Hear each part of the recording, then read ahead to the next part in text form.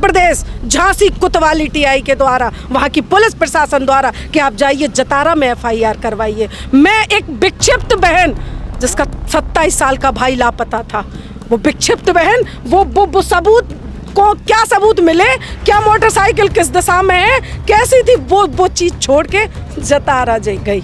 जो भाई को बुलाया मैं गई, जहमत नहीं उठाई योगी सरकार की पुलिस ने कि इंतजार करते उस बहन का जो अपने भाई की डेड बॉडी के लिए आ रही थी। आपने किससे पूछ के बिना परिजनों की उपस्थिति में मेरे भाई की बॉडी को क्यों उठाया? ये प्रश्न चिन्ह खड़ा करता है उत्तर प्रदेश और योगी आदित्यनाथ की सरकार। अब व्हाट्सएप पे नहीं चलेगी।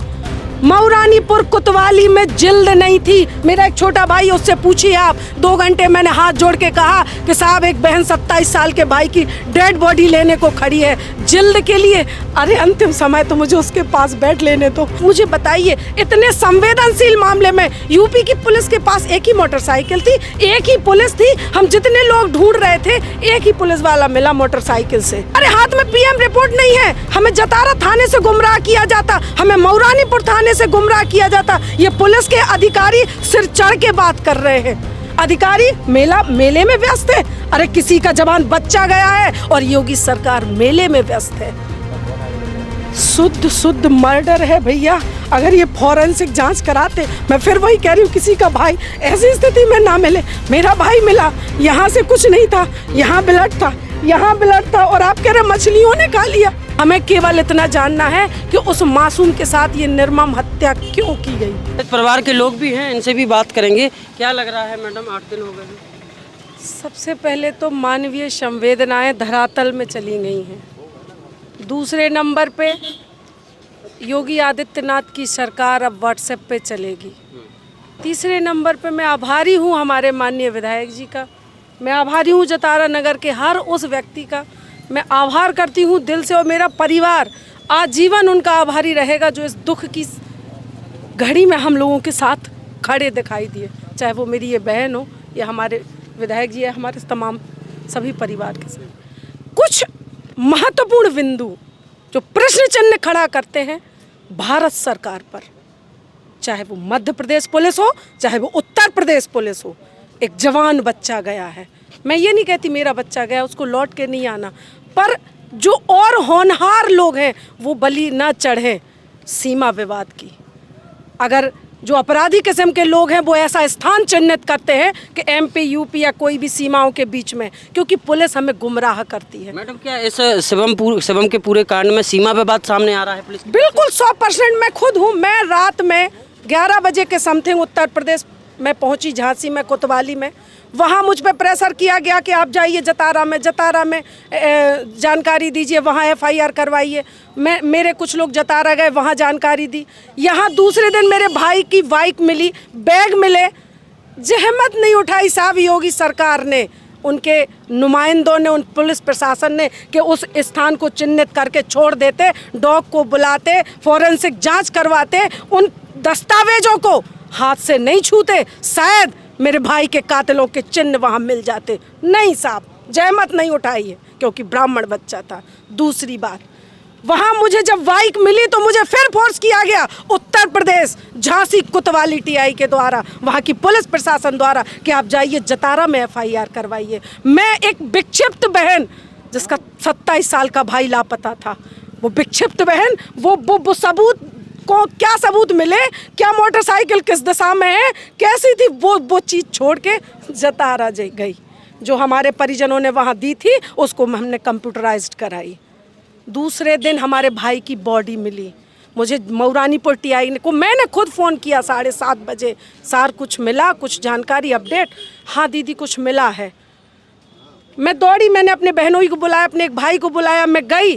जहमत नहीं उठाई योगी सरकार की पुलिस ने कि इंतजार करते उस बहन का जो अपने भाई की डेड बॉडी के लिए आ रही थी। आपने किससे पूछ के बिना परिजनों की उपस्थिति में मेरे भाई की बॉडी को क्यों उठाया? ये प्रश्न चिन्ह खड़ा करता है उत्तर प्रदेश और योगी आदित्यनाथ की सरकार। अब व्हाट्सएप पे नहीं चलेगी।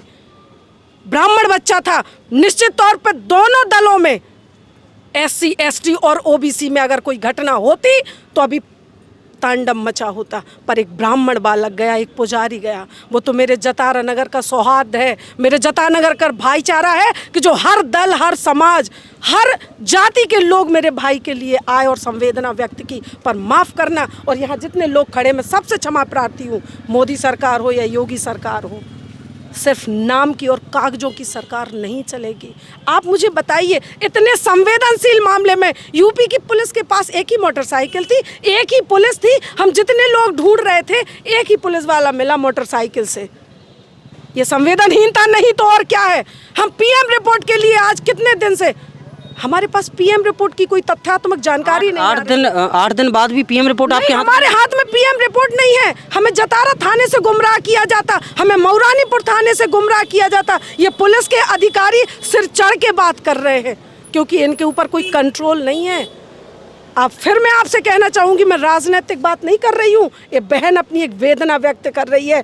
किसी भी पुलिस के अधिकारी ने, चाहे वो जतारा थाने से संबंधित हो, चाहे वो मऊरानीपुर थाने से संबंधित हो, संवेदनहीन बात की, किसी ने संवेदना व्यक्त नहीं की। उसको साइकोलॉजिकल डाइवर्ट किया गया बिना तथ्यों के।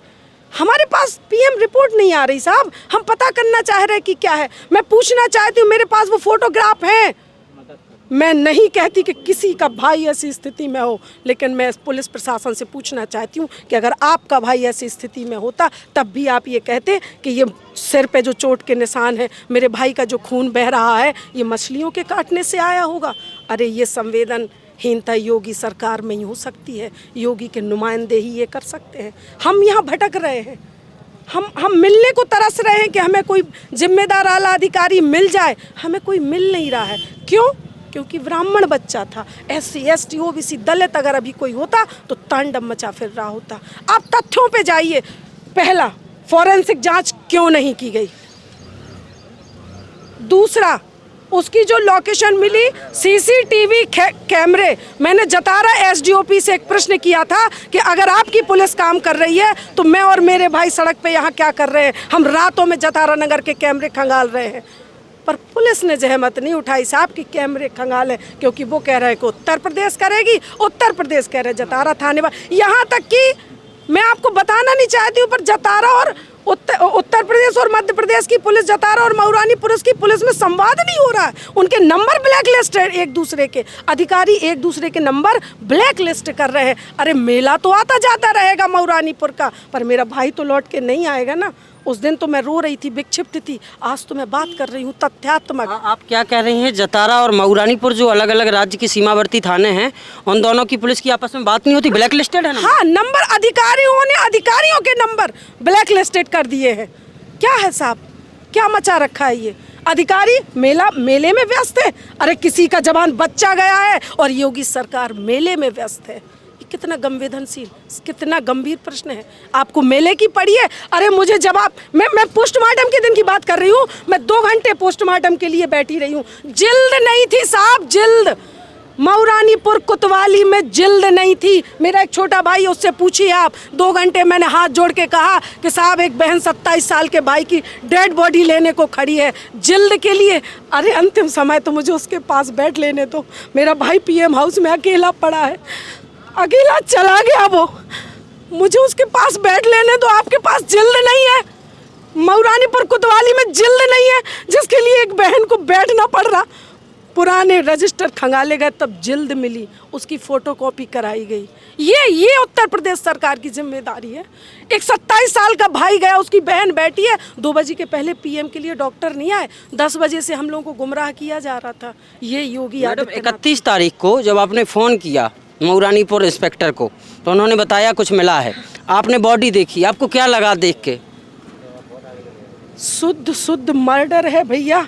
अगर ये फॉरेंसिक जांच कराते, मैं फिर वही कह रही हूँ, किसी का भाई ऐसी स्थिति में ना मिले। मेरा भाई मिला, यहाँ से कुछ नहीं था, यहाँ ब्लड था, यहाँ ब्लड था, और आप कह रहे मछलियों ने खा लिया।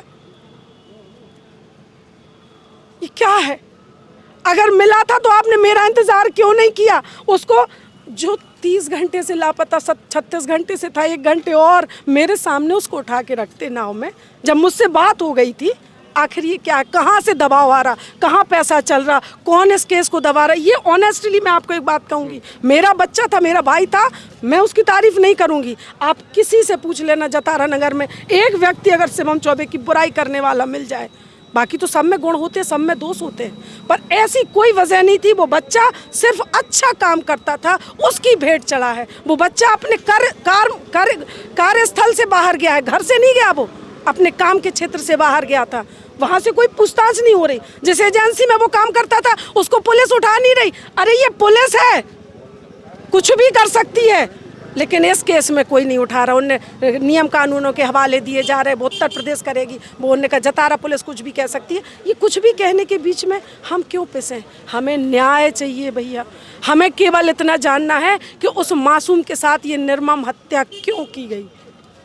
ये तमाम सवाल हैं जो झांसी पुलिस के ऊपर सुलग रहे हैं। झांसी पुलिस कब तक इन सवालों का जवाब देगी? क्या झांसी पुलिस ने शिवम चौबे की मौत के मामले में सही प्रोसीडिंग को अपनाया था? क्या फॉरेंसिक जांच कराई गई थी?